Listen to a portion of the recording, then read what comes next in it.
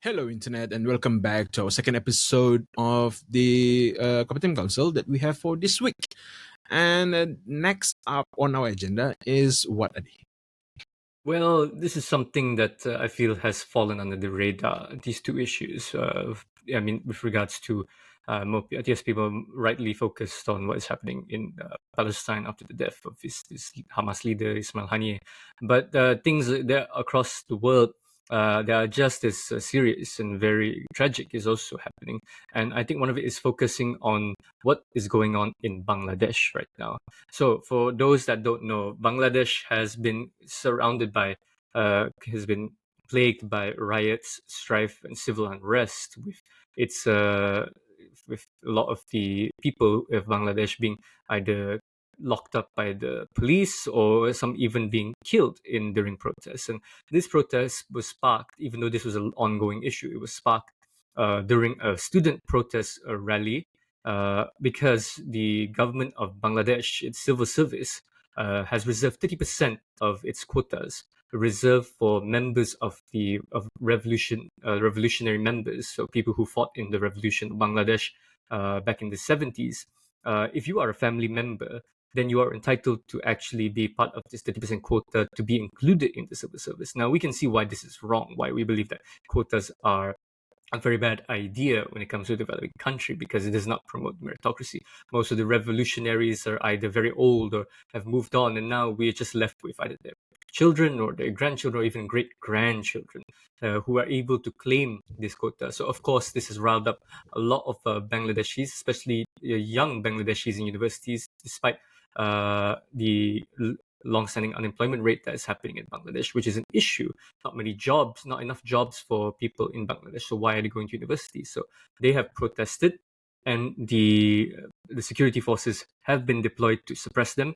At least reported 150, even 200 have been killed.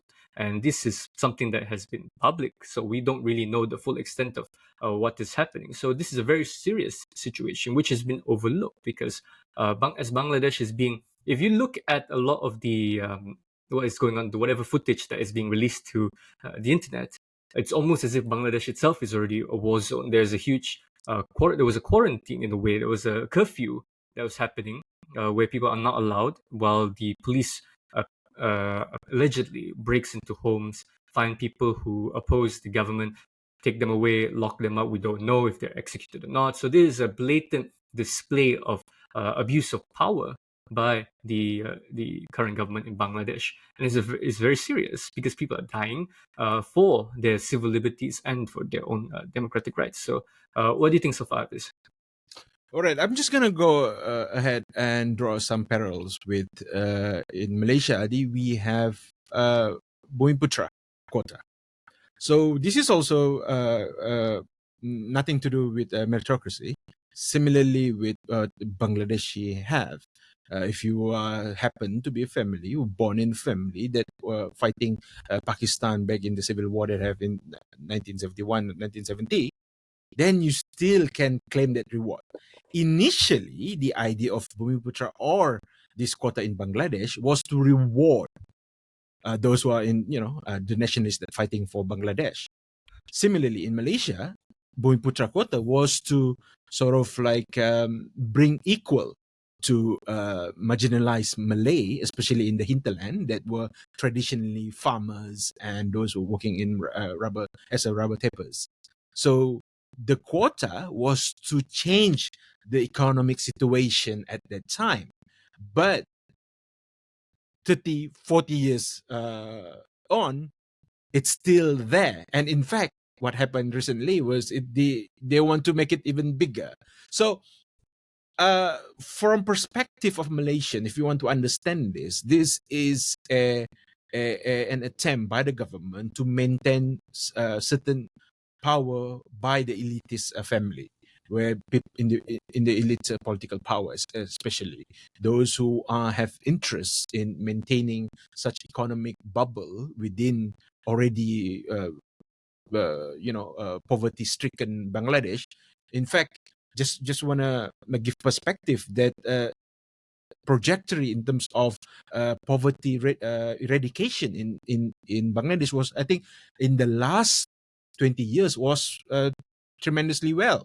They actually halved the poverty rate since 1990 up until in the 2010s. So that alone is impressive. Well, it's still a lot of Bangladesh has still a lot of poverty, but what I mean is it has some huge reduction from what they had in 1990s.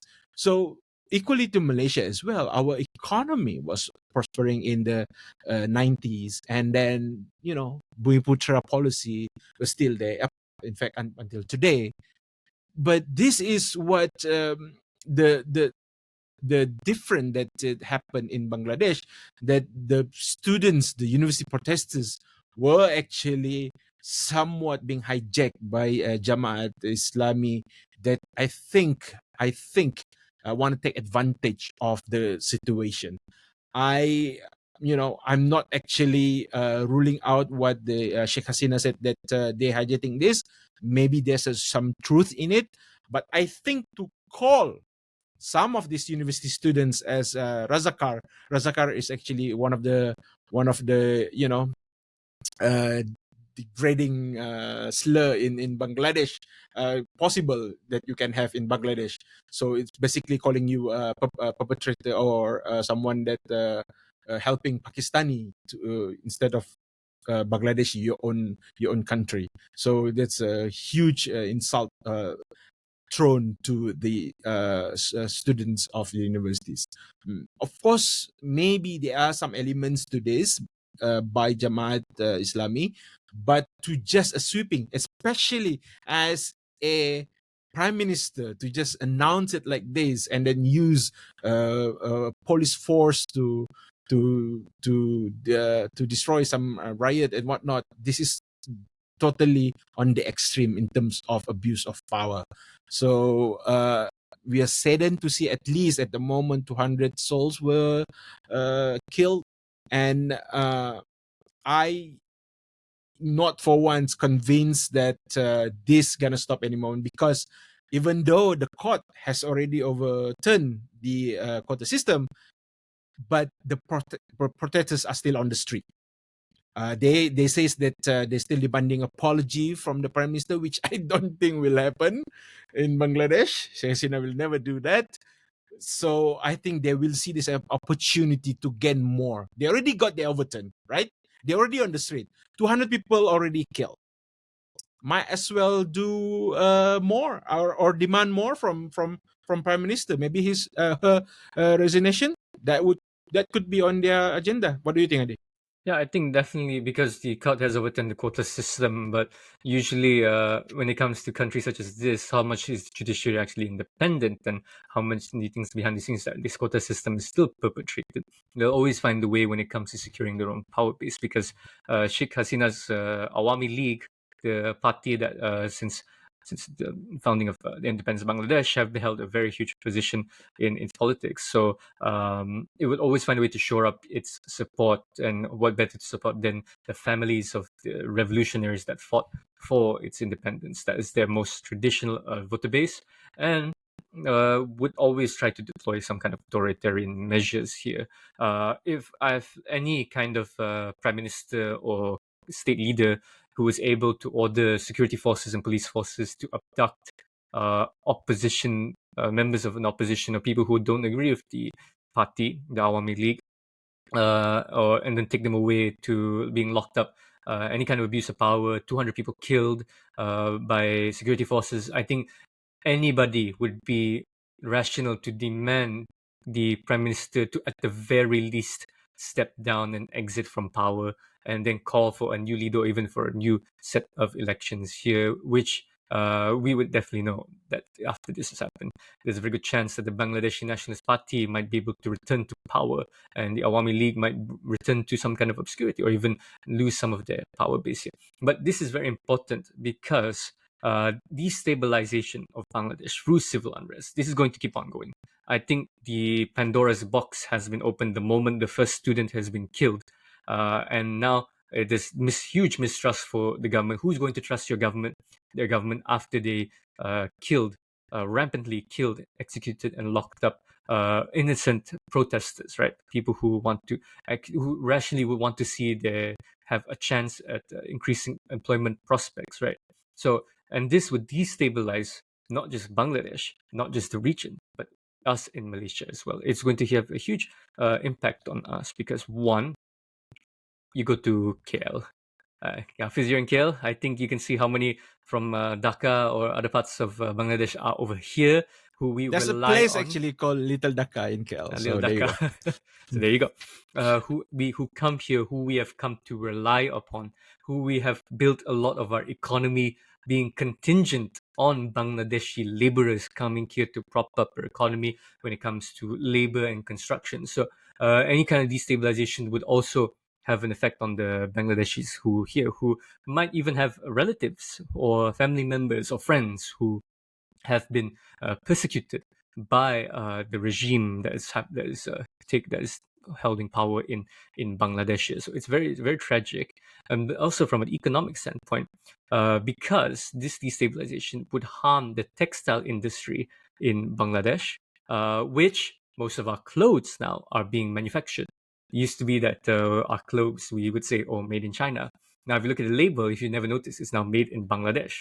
A lot of the textile manufacturing industry is centered in the South Asian continent, India and Bangladesh. So this would hamper its its manufacturing sector. It's so hampering not just the regional supply but the global supply as well.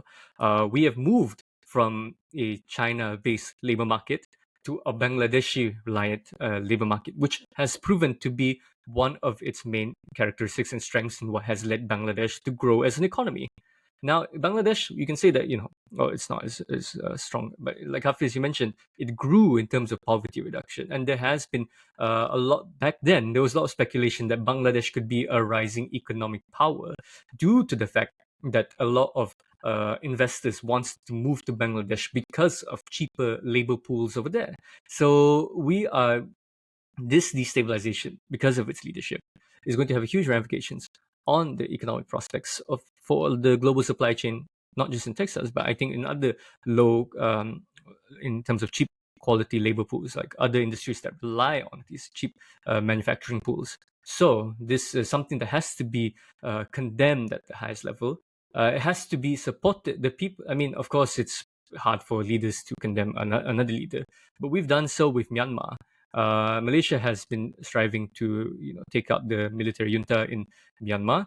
So it should stand on those same principles when it comes to the violence and oppression that has been committed by the Bangladeshi people. Now we have so many Bangladeshis here. You can just ask them. Like, this is why they move overseas, because it's hard to live in a country like in Bangladesh with the authoritarian government that is in place.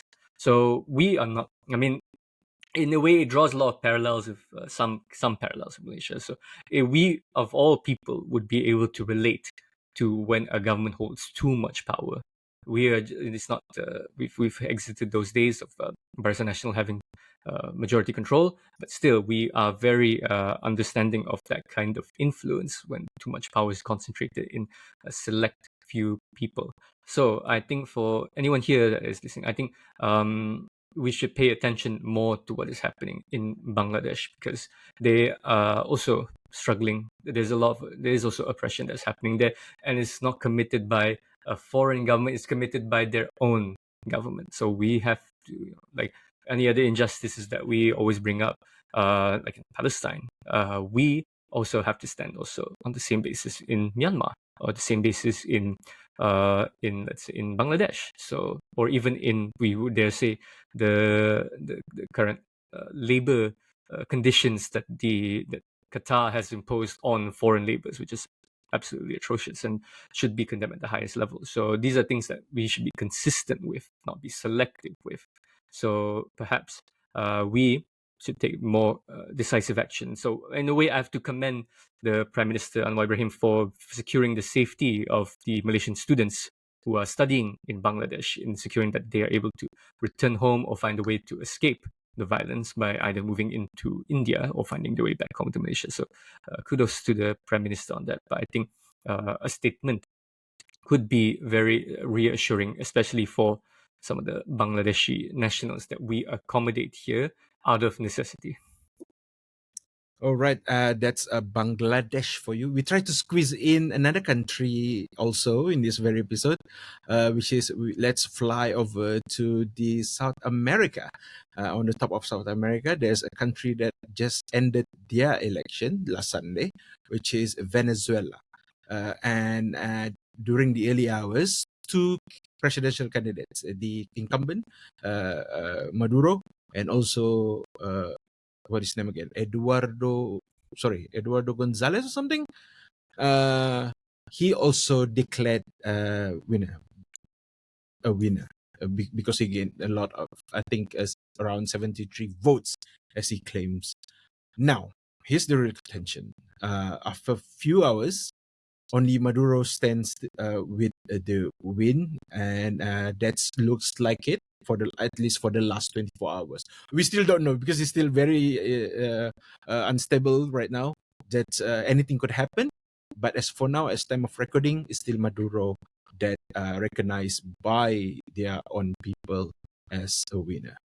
Before I go for my take, what do you think, Adi? It's Edmundo Gonzalez. Sorry, Edmundo, yeah. Edmundo, yes.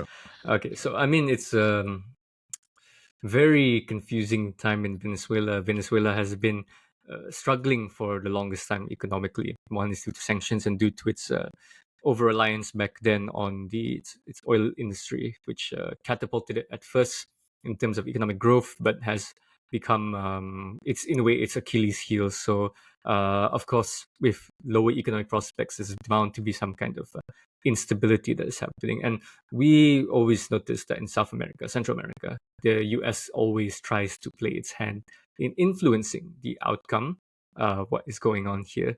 So I'll leave you at that first, Haffiz, so you can go ahead. All right. So since Hugo Chavez took over for, I think, 30 years ago, Venezuela was always in, it's all rich country and always controlled by few families only.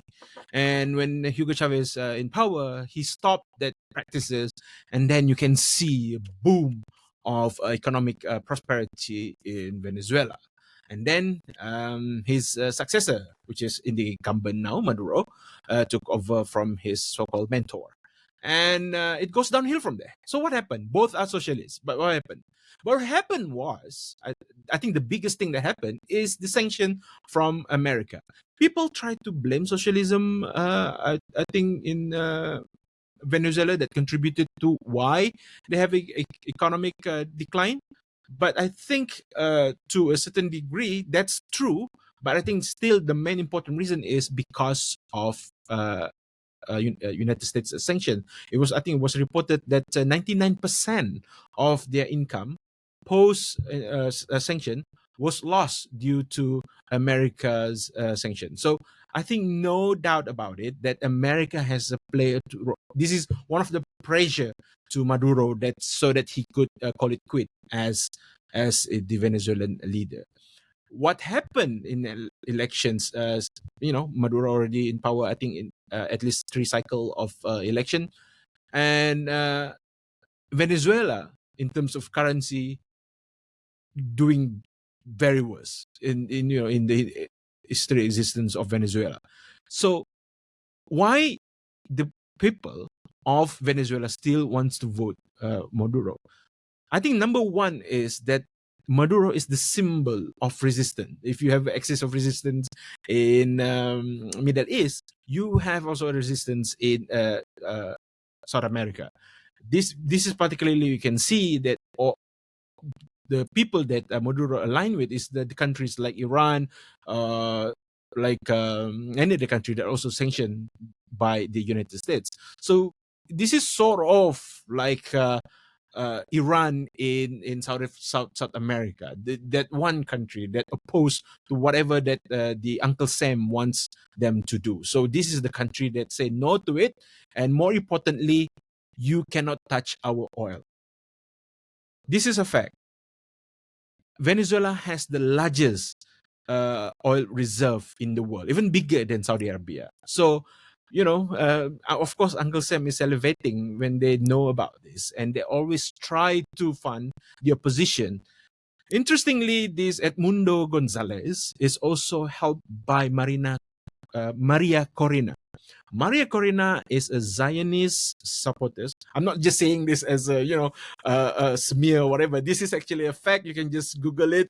She is. There was one interview that he actually invited Benjamin Netanyahu to come over to Venezuela and use military force against Maduro so that he could stop being a president of Venezuela. So this is the level of opposition in Venezuela that being funded by CIA. Again, this is, of course, we cannot verify this as they won't acknowledge that they were funded by CIA, but all that we can read from their, all their doings, the meetings in US, these are all because of they are being funded in the US. Do you remember? I think Juan Guaido. He visited during Trump in 2019. He visited US and Trump welcomed him like he was the president. He didn't even win the election, but because the affiliation that they have, he was welcome like a state visit. This guy was not the president of Venezuela. Why did Trump do that? So it's obvious and clear what role or what America wants in Venezuela. And the resistance that we can see, this is Maduro at its best, stopping America at its bay. And, Maria Corina with all the funding and CIA joint Cairo happened 2019. Now we have Edmundo Gonzalez. Now who's next in the next future? So I think what's happening in Venezuela shows that resistance can be done towards America, especially that America is declining. But we're going to talk more about that in the next episode because we're going to talk about US. One important thing I also added that I want to highlight here is that people claim, especially the Western media, claim that the election was rigged. Of course, Maduro is going to win. He's a dictator, and the votes that he got all planted, whatnot. There were actually 900 observers, independent observers, invited from 95 countries. If there was any report of any wrongdoings or fraudulent activities, it would have been reported by now already. And these are 95 countries. You cannot shut 95 countries with 1,000 observers just like that. And the system that we have in Venezuela, that they have, not we, that they have in Venezuela is actually a hybrid system of voting of using some computerized device and also the good old paper ballot. So what you have to do as a voter is that you give in your my card, your IC, equivalent of my card in Venezuela.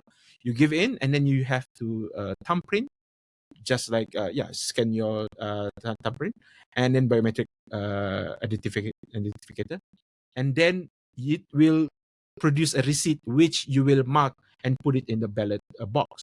So it uses computer and ballot, and in the end they will tally one another. That's how they try to find if any irregularities that happen. If there's any people try to rig the paper ballots, you can know, so it won't tally with the computer or vice versa.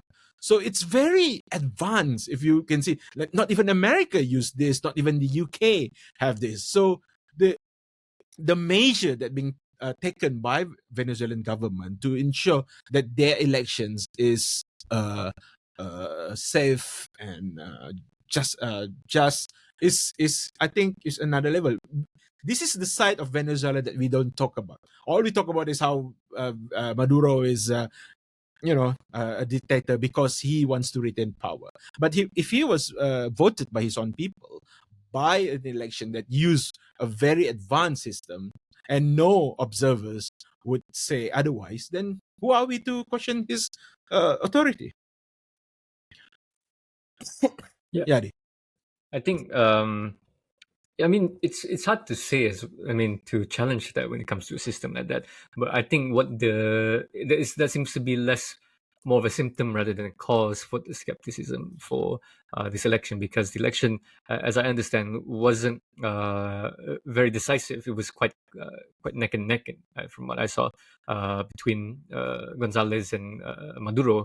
But I mean, to just be a bit more fair here, because I mean to play devil's advocate here, because I have seen some arguments people claim to be Venezuelan.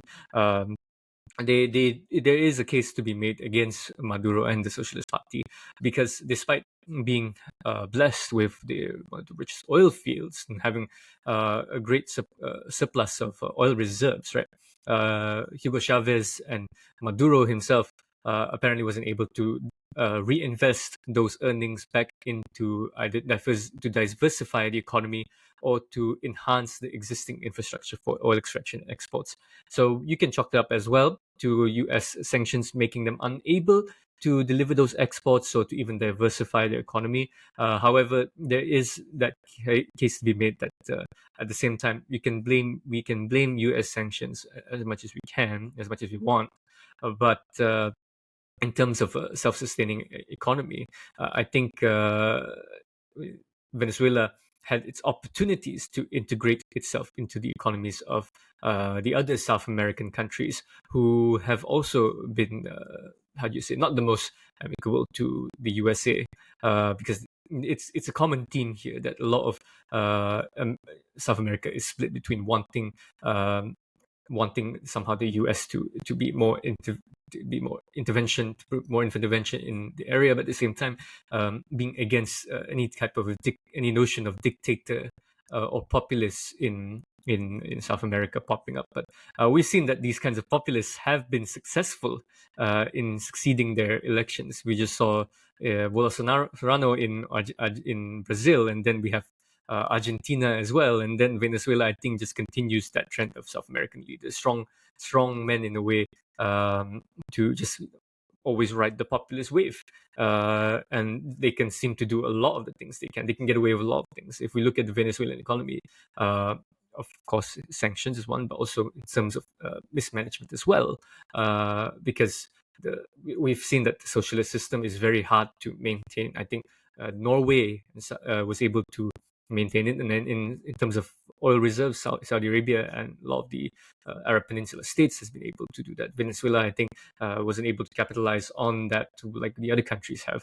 So it's the situation for Venezuela, I feel, is a mix of both here. I think the downfall of the economic crisis in Venezuela is a mix of the US's insistence to be involved in the situation that has led to a backlash or somewhat of a reactionary response, a socialist reactionary response by some of the more ideologically driven in Venezuela to become their own political elites and their own political leaders. I mean, Maduro himself, if you look at him as a character, he is the perfect working class success story. He was a bus driver, trade union leader, now then became apprentice to Hugo Chavez, and now elected is the president and the leader of the country. So in a way, he has risen the ranks to become that kind of working man success story. So it's I can see why, in terms of populist rhetoric, he's very popular with some segments of Venezuelan society.